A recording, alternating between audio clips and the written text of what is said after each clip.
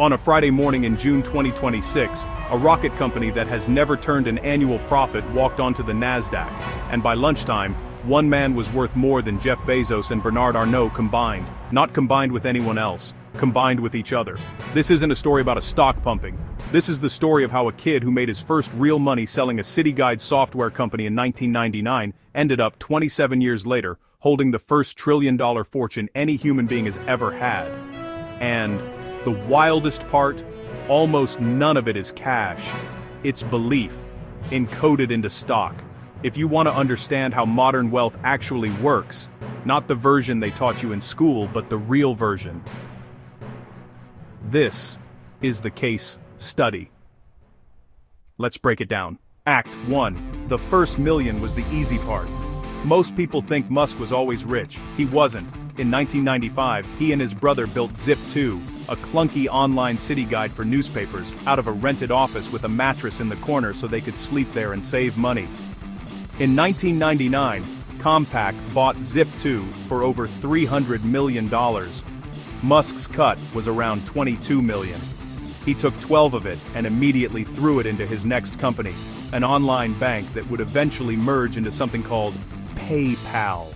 This is the part people skip. He didn't bank the first big win. He reloaded it into a bigger bet. That's lesson 1, and it's the thread that runs through everything that follows. Wealth at this level isn't built by saving. It's built by reinvesting conviction. When eBay bought PayPal in 2002 for $1.5 billion, Musk walked away with roughly $180 million after taxes. By any normal measure, that's a finish line. Most people retire on that. Musk used it as a down payment on 2 companies that almost killed him financially, Tesla and SpaceX. Act 2. The years nobody wanted to live through.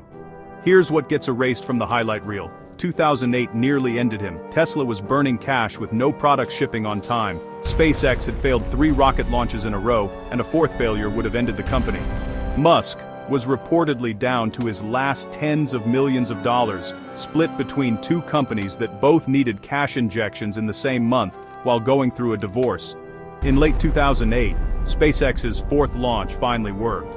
Days later, NASA awarded the company a $1.6 billion contract. That contract didn't just save SpaceX, it became the financial backbone that let Musk keep funding Tesla through years where the company was, by his own later admission, weeks from bankruptcy more than once. This is the part of the story that actually matters if you're building something. The trillion-dollar outcome wasn't inevitable. It was 1 rocket launch and 1 government contract away from never happening. Survival, not genius, is usually the real bottleneck. Act 3. The decade where the math stopped making sense. Tesla went public in 2010 at $17 a share, the first American carmaker IPO since Ford in 1956. For years, Wall Street treated it as a niche curiosity. Then around 2020, something shifted. Tesla's valuation stopped trading like a car company and started trading like a referendum on the future of energy and autonomy. The stock split repeatedly. Musk's paper wealth began compounding at a pace that broke historical comparisons. By 2021, he'd become the richest person alive. People assumed that was the ceiling. It wasn't close. In 2025, Tesla's board approved a pay package tied to aggressive performance milestones, essentially betting Musk's future compensation on Tesla becoming dramatically more valuable. Around the same time, SpaceX was quietly becoming the most valuable private company on Earth, powered by Starlink's subscriber base and a tightening grip on global launch capacity. Then came the move that changed everything. SpaceX merged its AI division with xAI, pouring billions into data centers to compete in the AI race. Investors didn't blink at the cash burn. They priced in the bet. Act 4, June 12, 2026, the day the number broke.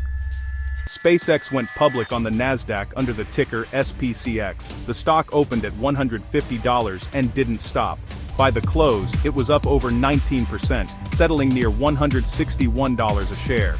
Musk holds roughly 42% of SpaceX's equity, but here's the detail that matters more than the percentage. Through a dual-class share structure, that stake gives him around 82% of voting control. He doesn't just own a piece of the company, he controls it outright. At the IPO price, that stake alone was worth close to $870 billion.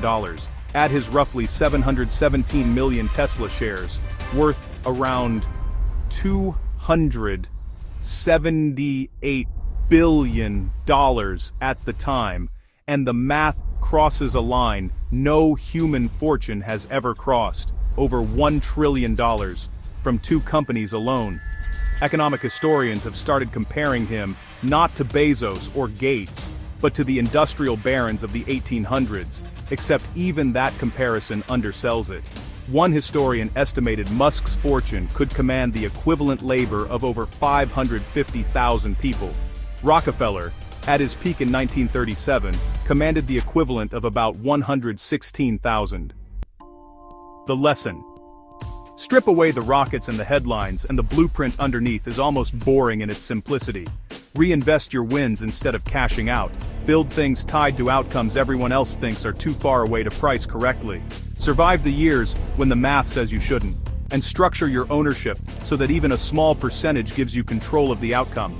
None of that requires being a genius. It requires being willing to stay in the game long after it stopped being comfortable. $1 trillion on paper isn't liquid. Musk can't spend it like cash, and even hinting at selling a meaningful chunk of either company could crash the price overnight. But that's almost beside the point. The number itself rewrote what people believe is financially possible for one person to build, and that belief is now the floor every other founder gets measured against. If this is the kind of story you want broken down, the real mechanics behind the headlines, not just the hype, subscribe to The Capital. Every week, we take the biggest names in business and finance and show you exactly how the money actually moved.